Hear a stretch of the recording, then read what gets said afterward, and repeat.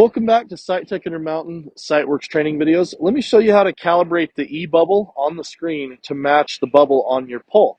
So I believe that the pole bubble is accurate because I have calibrated it recently. It's a brand new pole. So I'm going to look in here and I'm going to make sure that my bubble on the pole is as close as I can get it to right in the zero. I'm going to go into the menu button and we're going to go down to settings. In settings, there's an e-bubble. Inside here, you can see how close it is to what I've actually got on my pole. So we're going to calibrate that e-bubble. We're going to go ahead and hit start.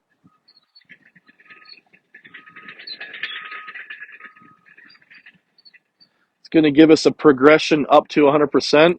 Try to make sure it's not too windy. Make sure you hold your hand on the leg so it doesn't blow over or get bumped while it's doing this calibration. And it's going to calibrate the IMU sensor in the receiver to match that of the bubble on the pole.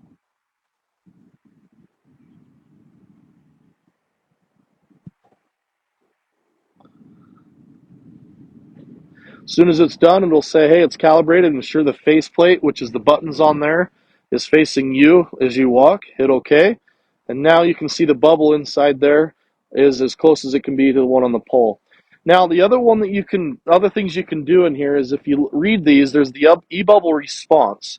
Basically, as I move the pole back and forth, it's all defaulted to medium and medium. So what you can do is change it either slow, medium, or fast on the response.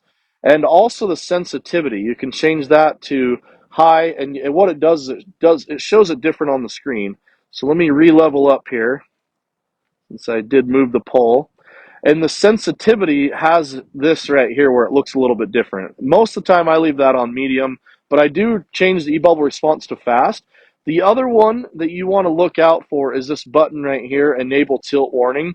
If you have that checked on, which it defaults on, and you actually go and shoot something out on the job site like a point, and that is checked, and that green bubble on the screen goes into the red, which is outside of the middle like that, it'll give you a little warning and say your tilt compensation is out, and I'll show you what that looks like.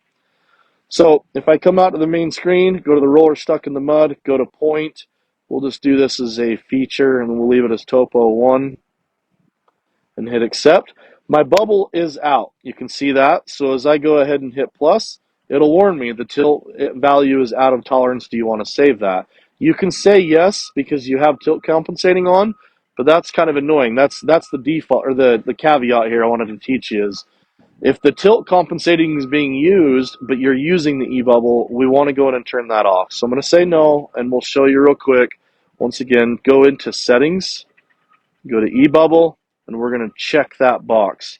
So what that does is you still have the e-bubble on the screen, but now I can go ahead and record points, topo 1, and record them, and it's not going to be affected by the bubble because I'm using tilt compensating. So thank you for watching this SITECH Intermountain video on Siteworks training using the e-bubble and calibrating it.